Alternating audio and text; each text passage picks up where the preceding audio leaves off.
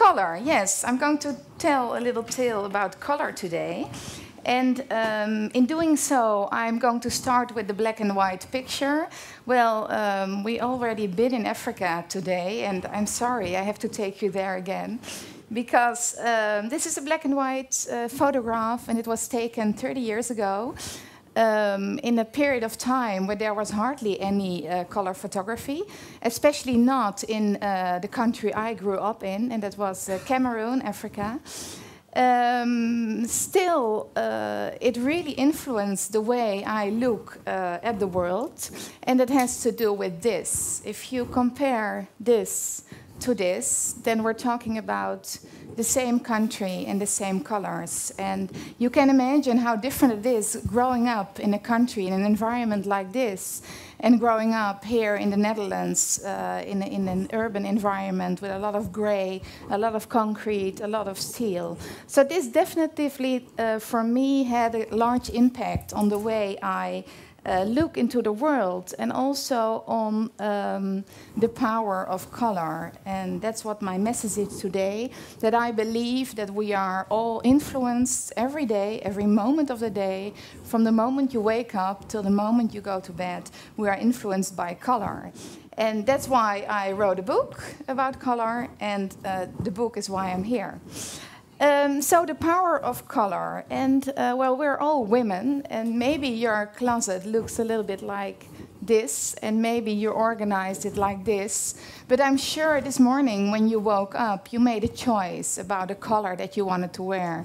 Could be black, could be colorful, like me.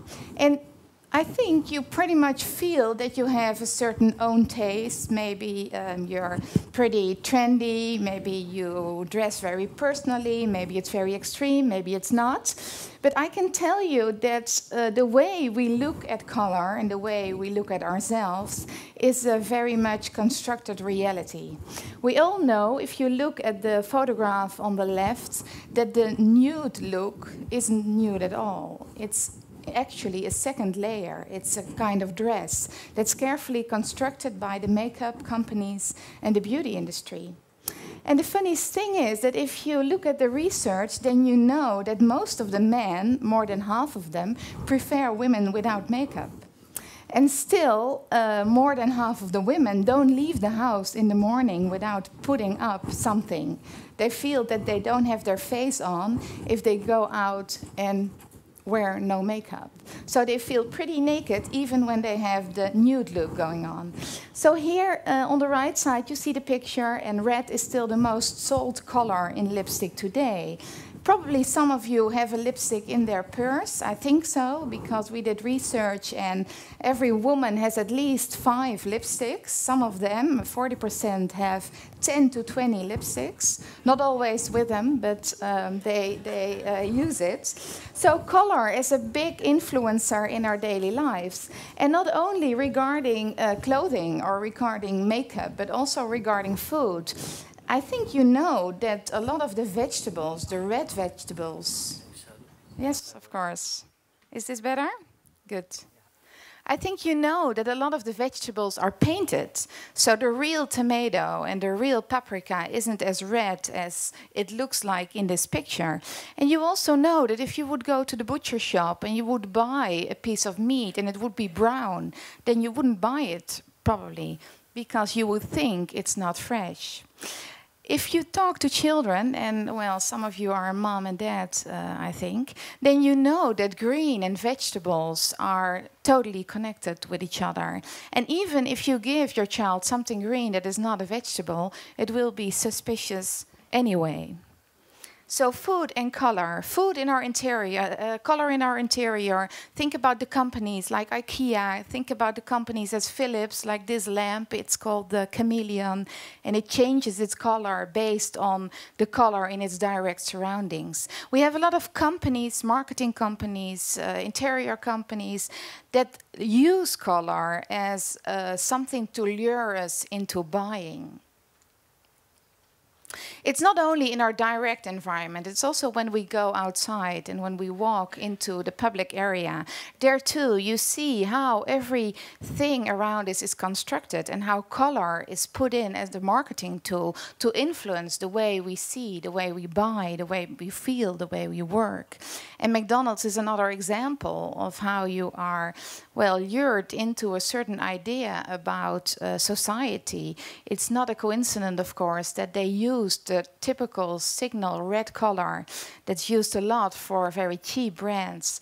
They used it, and now recently in the whole green economy and getting greener, going green, they changed it into green. So color is everywhere around us, and the way we perceive color has to do with different aspects. And one of the aspects is perception. And I want to show you a small example.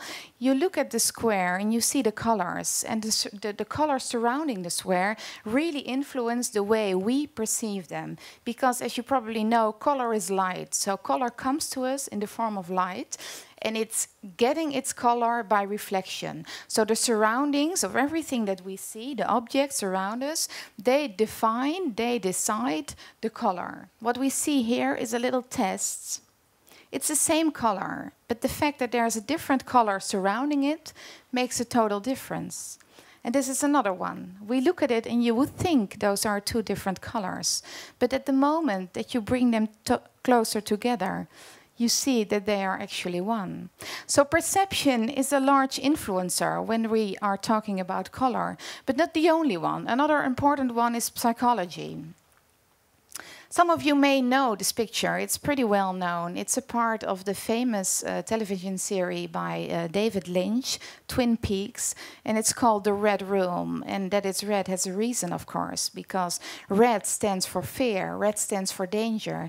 And within Twin Peaks, this is actually the place where you can go from the underworld to the normal, the good world, from the good guys to the bad guys. So he uses color in this very specific way, like so many other filmmakers, artists, advertisers, they all do. Actually, when children are taking their exams in a red room, research has proven that their heartbeat goes up. On the contrary, there's green, and that's a very natural calming color. It's neutralizing, and it's used a lot for hospitals, for example, for elderly houses, for pharmacies like this one here in Amsterdam. So color and the power of color. And what I researched is that our perception of color, on the one hand, is a physical one. It has to do with our eyes, with the way we receive, with the way we see light. It has to do with psychology, because it's not only the eyes that see, it's the mind that sees. And our mind is influenced by, for example, cultural traditions, religion, think about history. So all those influencers make us look at this world in a certain way. We know that red stands for stop, and as soon as we come to a sign like this, we all know that we have to hold on. But what happens when it gets really twisted? And what happens when we encounter something like this? Should you drive on or should you stop? It can be very confusing. The same goes for color and identity. Everyone knows that this is Michael Jackson. It's a pretty iconic image, and it has to do mostly with the colors, black and white. So color as a signifier, color as an identifier, it's everywhere in our society. If we see a package like this, we can almost taste the bananas. Taste and form and color are one. And something like this makes perfect sense. And for a foreigner to be here in the Netherlands and to buy a paprika crisp, you would go to the shop and you would look for the red bag. And then here you would find the blue one. And there you see how color can make a difference. Because in the Netherlands, the paprika crisp is blue, while in other countries it's salted. So those are really small things that make a difference and that influence on a very daily basis. As you were young, you already grow up with the idea that blue is for boys and that pink is for girls. It's something that is constructed around 50 years ago, after the World War II. Before that, there was no difference in boy toys or girl toys. After the World War II, the companies, the toy companies, decided that there should be a difference. And from that point on, it was promoted like this. So every boy knows that blue is his color, and every girl knows that pink is hers. And for us, a picture like this is very confusing. So talking about the power of color, and I sometimes when I do research, I look at the animal kingdom, because there you can find examples of the way of color, of the use of color, that are so fantastic and so inspiring. And I found a story of a little bird, and it's living in New Guinea, and it's a pretty simple one. It's a little brown, black, gray. I mean, it's an average bird. And then at one point, he wants to look for a girl to mate with, and he wants to make a really big impression. And I'll show you the film. It's very short, but it tells a little bit about the power of color. And there he goes. This is not it. This is not it. Music. Music. Yes. There he goes.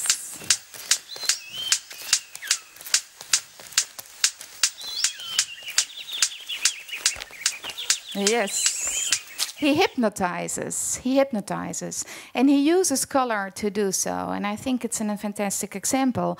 Our guys here could learn something from it. They try, they give it a try, and they, I mean, the first row, they give it a try everywhere. They try to in Paris, they try to in New York, they try to in Shanghai, and everywhere, funny enough, they try it in the same way. So color, and I'm going to show you one more example, and it's also an exotic bird. It lives in the Galapagos Islands. It's called the fregat bird, and it pretty good knows how to use color in a very strong way. You can see it here.